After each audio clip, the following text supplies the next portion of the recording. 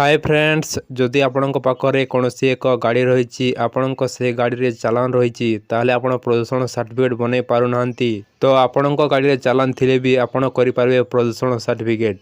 तो कौन रही फुल अपडेट टी आसतु देखा ए वीडियो माध्यम ट्रैफिक चालान बाकी अच्छी बोली प्रदूषण प्रमाण पत्र करना कि जदि हाँ तेबे ए खबर आपण जन असंतोष तेजिबा परे एभली कटकणा को सरकार हटाई देथिबा सूचना मिली।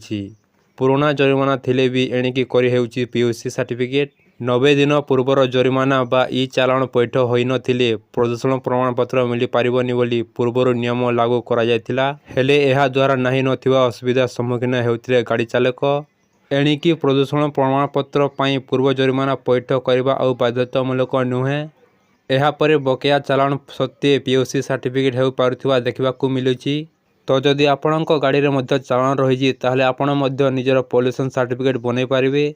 तो आपण निजर गाड़ी को नहीं पॉल्यूशन सेंटर को जातु और आपण पॉल्यूशन सर्टिफिकेट बनई नियंतु। तो फ्रेंड्स यही आज किसी नुआ अपडेट। तो जदि आपण को भिडियो भल लगी थाए ताले वीडियो को गोटे लाइक करने सहित आउ को आसुवा समस्त वीडियो मानकर अपडेट पाइबा पई ए चैनल को सब्सक्राइब करनेबे।